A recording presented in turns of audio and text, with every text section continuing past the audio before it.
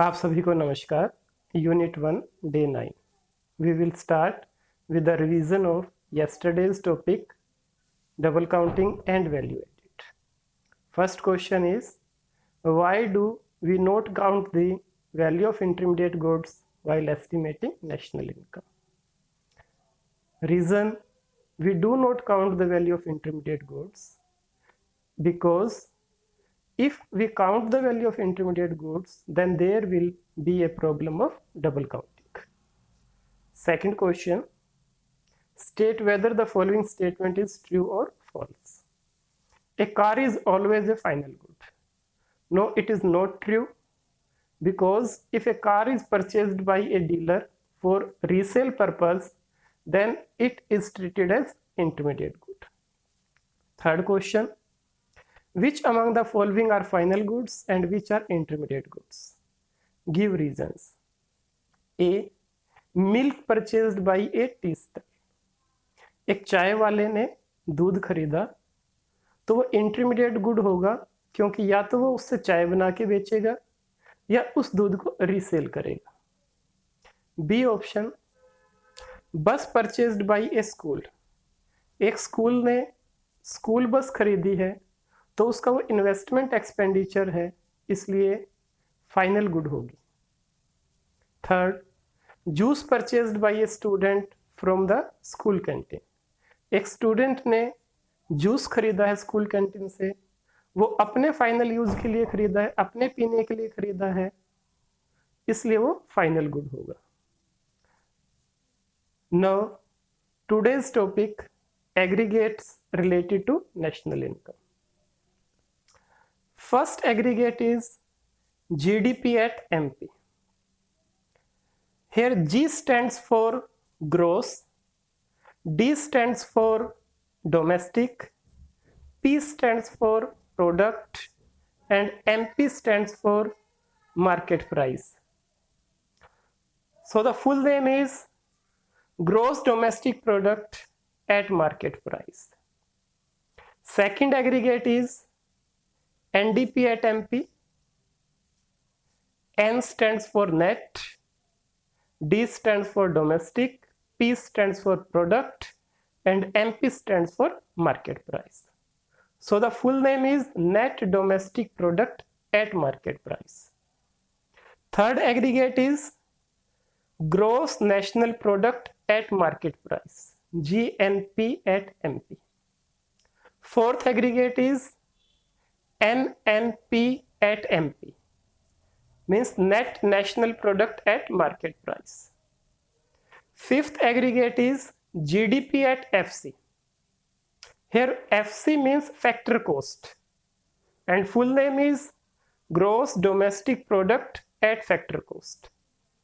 Sixth aggregate NDP at FC, जिसको हम domestic income बोलते हैं, net domestic product at factor cost. Seventh aggregate GNP at FC, gross national product at factor cost. Eighth aggregate NNP at FC, which is called as national income and full name is net national product at factor cost. These are the aggregates related to national income. Now we will learn how to convert one aggregate into another aggregate. So to convert one aggregate into another, there are three important concepts. First is depreciation or consumption of fixed capital, or another name of this is current replacement cost. Second concept is net factory income from abroad, and third concept is NIT, net indirect tax. First concept is depreciation or consumption of fixed capital. ये concept हम पहले भी कर चुके हैं. Depreciation means loss in value of fixed asset with the passage of time due to normal wear and tear and expected or foreseen obsolescence. Depreciation का meaning होता है कि कोई भी हमारे पास फिक्स्ड एसेट है तो समय के साथ साथ उसकी वैल्यू का कम हो जाना। इस कंसेप्ट को हम यूज करेंगे to convert gross concept into net concept. हमने जितने भी नेशनल इनकम एग्रीगेट्स किए हैं वो या तो जी लेटर से स्टार्ट होते हैं या एन लेटर से स्टार्ट होते हैं। वहां पर जी लेटर का मीनिंग है ग्रॉस और एन का मीनिंग है नेट। तो अगर हमें ग्रॉस कंसेप्ट को नेट में कन्वर्ट करना है then we have to decrease और subtract depreciation from gross concept. और अगर हमें नेट कंसेप्ट को ग्रॉस में बदलना है तो हम नेट कंसेप्ट के अंदर डेप्रिसिएशन को ऐड करेंगे। यहां पर ग्रॉस कंसेप्ट चाहे वो जीडीपी एट एमपी है, जीएनपी एट एफसी है, रेफर्स टू द फ्लो और increase in total value of all final goods. Gross concept का मीनिंग होता है total value of all final goods. वो फाइनल गुड्स कंज्यूमर गुड्स भी हो सकते हैं, कैपिटल गुड्स भी हो सकते हैं। बट कैपिटल गुड्स डेप्रिशिएट और loss their some value in the accounting year of national income. यहां पर हमें यह जानना बहुत जरूरी है कि जब भी हम नेशनल इनकम की बात करेंगे तो उसका एस्टिमेशन वन अकाउंटिंग ईयर में किया जाता है। मींस एक साल की समय सीमा हम उसमें लेंगे। तो जो हमने कैपिटल गुड्स की अभी बात की थी तो कैपिटल गुड्स की वैल्यू तो एक साल में कम हो जाती है, पर वो एक साल में जो कैपिटल गुड की वैल्यू कम होती है उसको हम बोलते हैं डेप्रिसिएशन।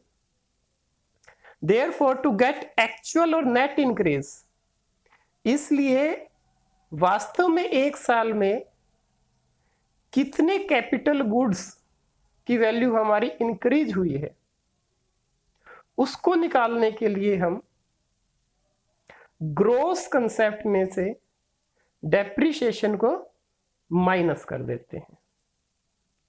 अब इस कंसेप्ट को समझने के लिए हम एक एग्जांपल लेंगे। Suppose a firm purchased a machine of rupees 10,000 whose lifespan is 10 years।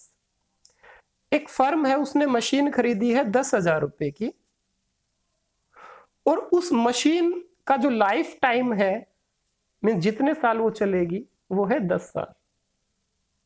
Then the firm consume और loss it's value by rupees 1,000 during the production process in the accounting year.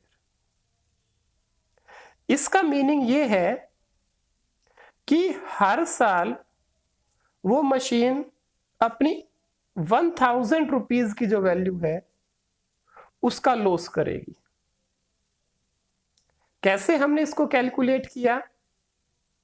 Depreciation या loss in value of fixed asset निकालने का formula है gross value of machine that is 10,000 divided by lifetime of machine that is 10 years equal to 1,000. Thus machine is consumed or used of value 1,000 in the year during the production process। इसका अर्थ है कि हम एक साल में उस machine की 1,000 रुपए की जो वैल्यू है उसको कंज्यूम कर लेंगे, यूज कर लेंगे। तो एक साल प्रोडक्शन प्रोसेस में इस्तेमाल होने के बाद उस मशीन की वैल्यू कितनी बची? Gross value minus consumption of fixed capital is equal to net और remaining value. Gross value means machine की वैल्यू की क्या थी? 10,000 रुपए की खरीदी थी। एक साल में उसको हमने कितना कंज्यूम किया, कितना यूज किया? 1,000 रुपीज की वैल्यू का यूज कर लिया हमने। तो हमारे पास उस मशीन की कितनी वैल्यू बची? मींस हमारे पास नेट एडिशन कितना है? That is 9,000।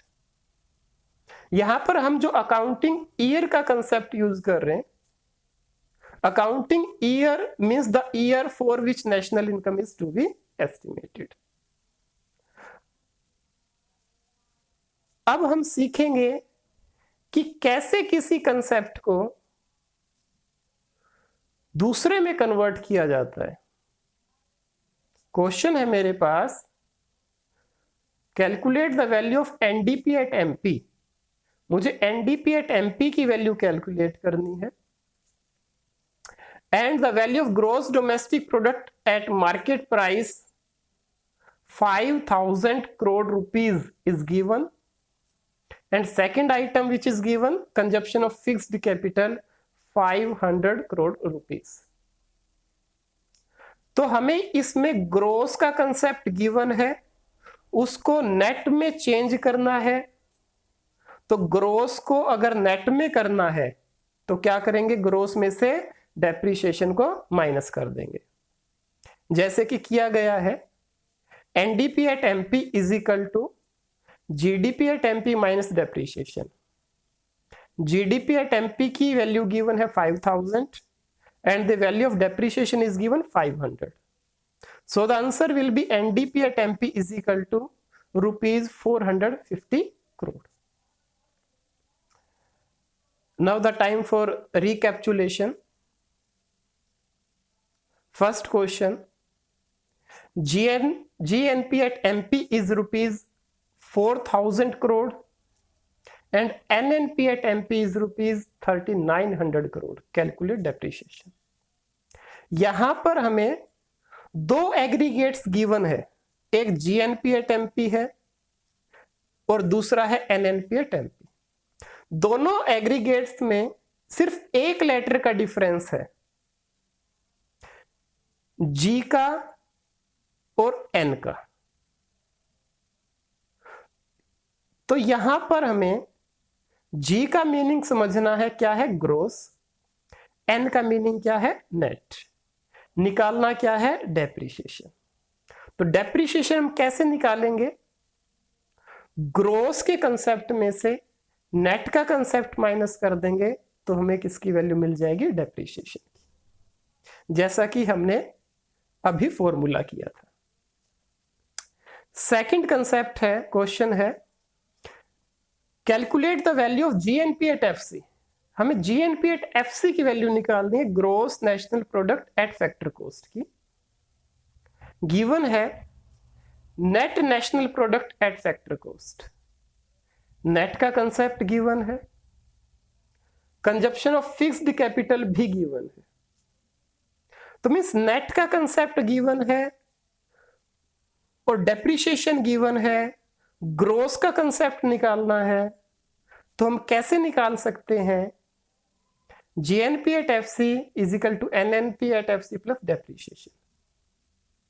नेट के कंसेप्ट को अगर ग्रोस में कन्वर्ट करना होता है तो हमें डेप्रिसिएशन को ऐड करना होता है। GNP at FC is equal to 8000 plus 2000 is equal to 10000। यहां पर आज के लेक्चर में जो हमने सीखा कि किस तरह ग्रोस को नेट में कन्वर्ट किया जाए या नेट को ग्रोस में किया जाए, इसके लिए एक शॉर्टकट है। ग्रोस का कंसेप्ट बड़ा कंसेप्ट है, नेट का कंसेप्ट छोटा कंसेप्ट है। तो अगर ग्रोस जो कि बड़ा कंसेप्ट है उसको छोटा बनाना है तो उसमें से कुछ घटाना पड़ेगा, कुछ माइनस करना पड़ेगा। क्या माइनस करना पड़ेगा, डेप्रिसिएशन। और छोटे कंसेप्ट को अगर बड़ा बनाना है, मींस नेट जो एक छोटा कंसेप्ट है उसको बड़ा कंसेप्ट ग्रोस बनाना है, तो उसमें कुछ ऐड करना पड़ेगा। और वो क्या ऐड करना पड़ेगा, डेप्रिसिएशन। इस तरह से इस कंसेप्ट को याद किया जा सकता है, अंडरस्टैंड किया जा सकता है। तो it's all for today's teaching learning process. Thanks.